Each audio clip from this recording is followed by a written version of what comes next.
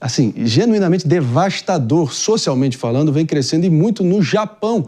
Nós já sabemos que o país nipônico vem encolhendo a sua população há algum tempo, tendo cada vez mais idosos, né? A pirâmide demográfica invertendo, mas olha só, uma pesquisa realizada pela professora Etsuko Yuhara revelou que no Japão, a cada 6 dias, uma pessoa com 60 anos ou mais é morta por um parente ou um cuidador exausto. Meus amigos, segundo a professora, esse fenômeno tem até um nome, que seria care killing, ou seja, a morte a partir do cuidado, a morte do cuidado, né? Então, impressionante, né? O Japão partindo por uma tendência preocupante, né? Mas vamos tentar, enfim, são 2 ângulos aqui que eu quero propor. Primeiro, da nossa perspectiva como brasileiros, choca um pouco, claro, mas também tentar entender um pouco a cultura deles. Talvez. Porque não necessariamente só a cultura deles, mas assim, quem de nós ainda não passou e talvez vá passar provavelmente aos cuidados de uma pessoa idosa, né? É extremamente desgastante emocionalmente, a gente precisa de um preparo, não é simples lidar. É claro que isso não se justifica, tá? É uma explicação, mas não se justifica. E a pessoa enfrenta um desgaste, uma falta de esperança em termos de perspectiva de vida, que faz com que ela tome atitudes extremas e impensadas. Ela está enfrentando momentos de insônia, ela está enfrentando momentos em que ela não tem prazer, não tem vitalidade, fisicamente ela está abalada, emocionalmente ela está abalada e ela deixa de ter uma perspectiva de vida. Mas que fique claro, né? A gente pode passar e provavelmente vai passar, e se a gente não tem uma rede de apoio que nos auxilie a passar por esse processo com idosos, é possível que a nossa mente, né, vá em devaneio e cometa atitudes como essas absurdas. A tendência é essa também, né? A medicina tem avançado cada vez mais, as pessoas estão vivendo menos e a gente tem tido cada vez menos filhos também. Eu, por exemplo, tenho um, não tenho intenção de ter outro. Então, assim, muito provavelmente eu vou ter que contar com ele na minha velhice para que ele cuide de mim.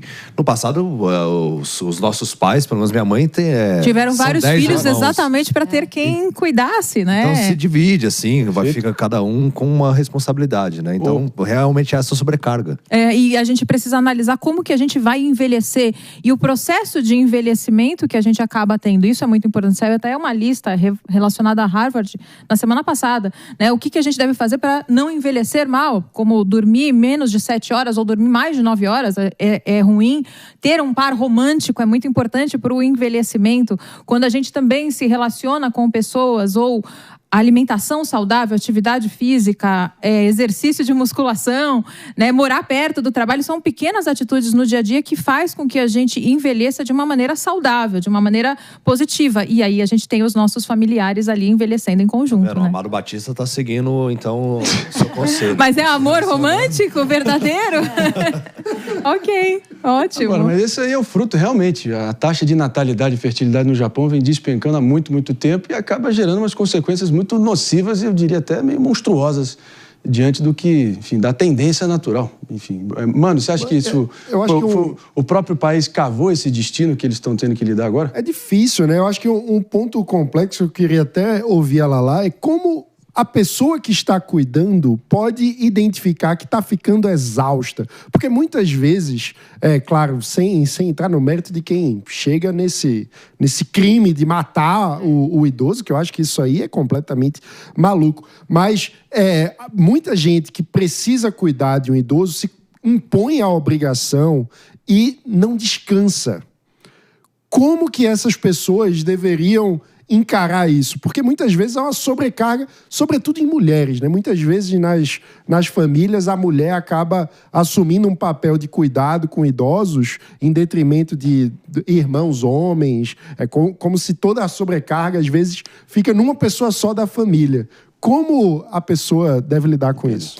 E normalmente não são pessoas jovens que fazem esse tipo de cuidado, né? Então, fisicamente já é uma pessoa que já tem acima dos seus 50, 60 anos, muitas vezes, e vai prestar esse tipo de cuidado e acaba sendo muito doloroso. Então, assim, o principal ponto talvez não seja identificar, mas desde antes já dividir, ter uma rede de apoio para fazer essa divisão das atividades, mesmo que seja, né, algum amigo, algum parente, alguma outra pessoa que possa contribuir e equilibrar, porque são noites e dias cuidando, não é apenas eu vou passar 8 horas, não é um trabalho que acaba sendo um trabalho, mas, né, a gente não tem uma carga horária da mesma forma que teria para um trabalho formal. Então, assim, é um trabalho dia e noite que a gente precisa se dividir, a gente precisa vivenciar outras coisas, a gente precisa priorizar a saúde física, que muitas vezes nem dá tempo quando está prestando cuidado de uma pessoa que está necessitando de auxílio. E no caso de irmãos, né, tem até um ditado que fala assim, uma mãe cuida de 10 filhos, mas um filho não cuida de... Exatamente. Mas 10 filhos não cuidam de uma mãe. É isso. Baixa taxa de natalidade, envelhecimento rápido, acaba invertendo a janela demográfica e, como diria Augusto Conte, Mano Ferreira, a demografia de um país é o seu destino. Demografia é destino.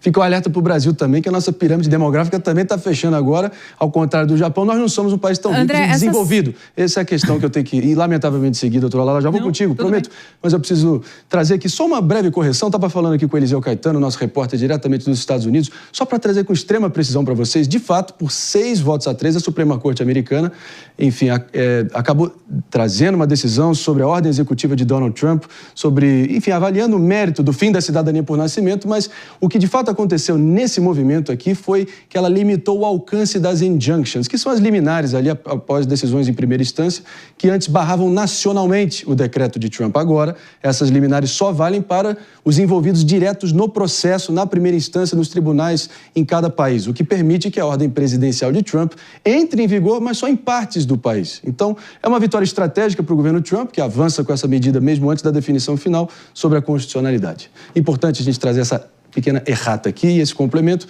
e assim nos despedindo de todo mundo que nos ouviu pela Rede Jovem Pan de Rádio Morning Show. Fica por aqui. Até segunda-feira. Tchau! E vamos que vamos com a palavra do dia, porque não, como manda o manual, minha cara doutora Lala, palavra do dia.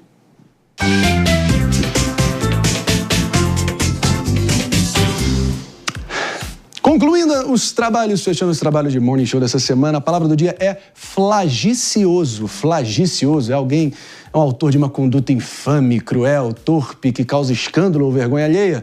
Meus amigos, hoje no Morning Show, David tentou passar um café novo só pra ele, escondido da equipe toda, achou que ninguém ia notar, mas eis que o rei da cafeína, Mano Ferreira, vendo a cena, disparou: rapaz, isso aí é flagicioso, você tá achando que é o Amado Batista no intervalo do Faustão. Então, cuidado, não seja flagicioso, porque o estúdio tem câmera pra tudo, inclusive vendo uma situação como essa. Claro que é ficção, mas no caso, eu juro que é plausível. Eu juro que é plausível. Juro pra vocês que é possível. Quem é o flagicioso do momento? Jamais. Prefeito conduta cruel. Preso, tem desembargador vendendo sentença, tem deputado asfaltando o próprio condomínio. Tem muito flagicioso. Quem é o flagicioso do momento? Doutora Priscila Silveira? Muita gente disputando, né? Mas pra mim é a questão...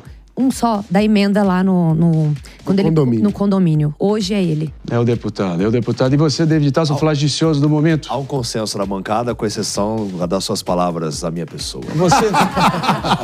Você é o meu bode expiatório preferido. Vamos lá com a doutora Lala, que é o flagicioso do momento. Ah, pegou mal, né? Amado Batista, acabou de casar, poxa vida, né? Que mancada. Tá de brincadeira aí, velho. Amado, pelo amor de Deus. Amante Batista a partir de agora. A ver. 11h59, partindo para a reta final aqui, agradecendo, claro. Doutora Lala Fonseca, sempre competente, obrigado demais pela presença. Minha dupla, David de Tasso, meu bode expiatório predileto nas palavras do dia. David de Tasso, tamo junto. Doutora Priscila Silveira, obrigado. Mano Ferreira, obrigado. Você também, principalmente. Sextou por aqui. Hasta la vista, baby. Morning Show. Fica por aqui. Vamos que vamos com o Mestre Emílio Surito e Pânico. A gente está de volta segunda às 10. Tchau.